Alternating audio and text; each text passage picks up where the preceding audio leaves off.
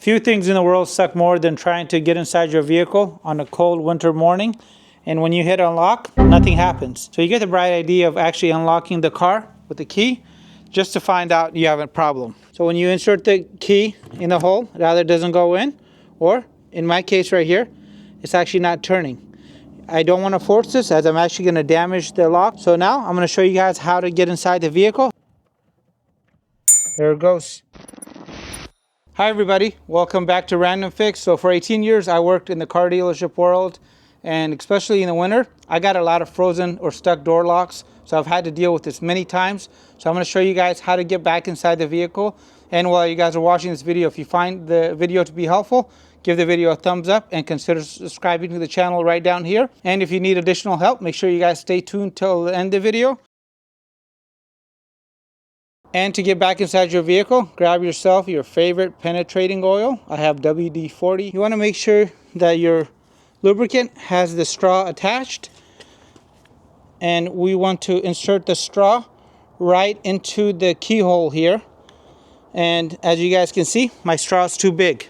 So I'm going to use this small flat tip screwdriver and I'm going to spray. And be careful when you spray, as you might get it back in your eyes. And let me move the camera so I can give you guys a better view. After your first spray, go ahead and put the key in and just give it a little wiggle. Take the key out, inspect the key, make sure it's not damaged. If you notice your key is very dirty, you might want to go ahead and wipe it off. And if you want to go and accelerate this, spray the key a little bit, let that sit on there, do another application.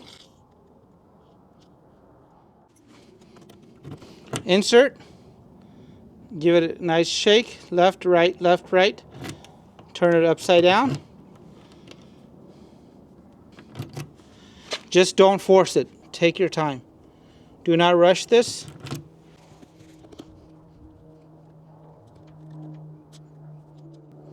If you notice, I'm actually spraying a little bit over on purpose, because when we turn the key, it's not just the inner side that spins, it's this mechanism right here. So we'll take a look at that once the key starts moving. Oh, okay, I can turn it to the right a little bit more now. This is good. Oh wow, okay. I'm gonna do this one more time. Just keep working it. So you don't damage the key or the door lock cylinder. You want to pay special attention to the key position relative to the door lock knob. So that should be moving as I'm turning the key. If I'm turning the key a lot and nothing is happening, it probably means I'm damaging the key. So if you notice, when I turn the key, you can see that door lock knob is actually beginning to lift. Make sure that you don't over leverage this and constantly flip the key over. And we almost saw a pop right there. Take your time, go both directions. There it goes. Nothing was damaged, and I have access to my vehicle now, and I didn't have to call a locksmith. And the reason I was actually spraying a little bit heavier is because of these dots. So I have a dot on the left and 3 on the right. And if you notice, when I turn the key, this is actually spinning behind that plate.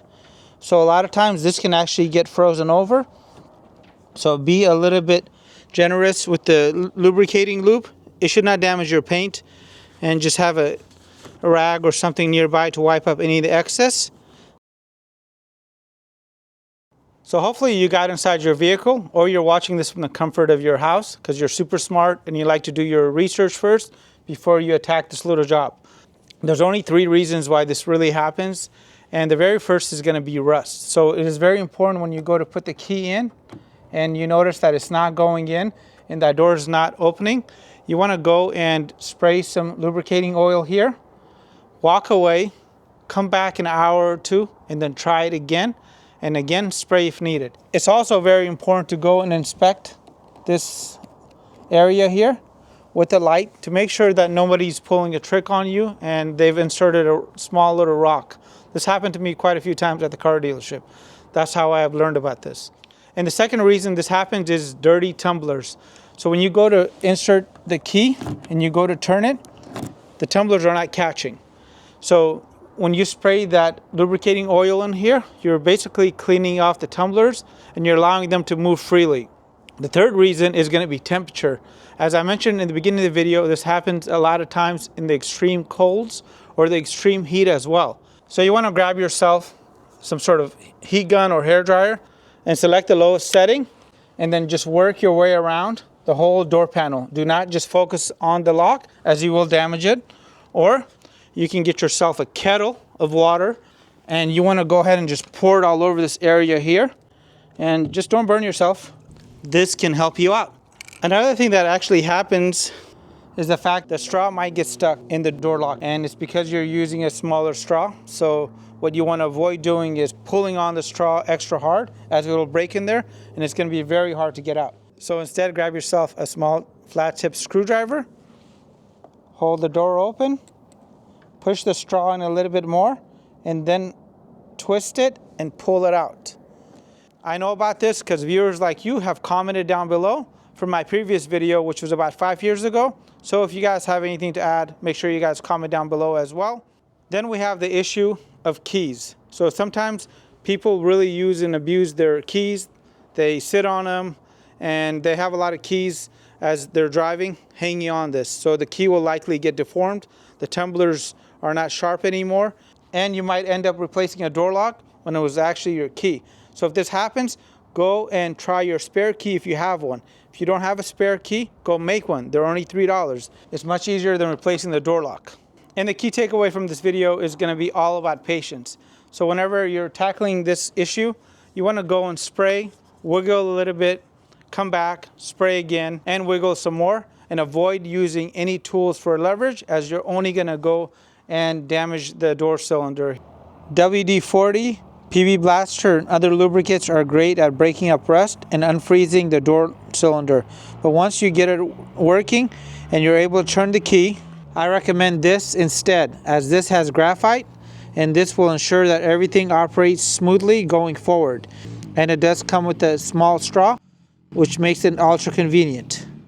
Now, regular maintenance of your door lock cylinders is becoming crucial because a lot of vehicles only have one door lock cylinder.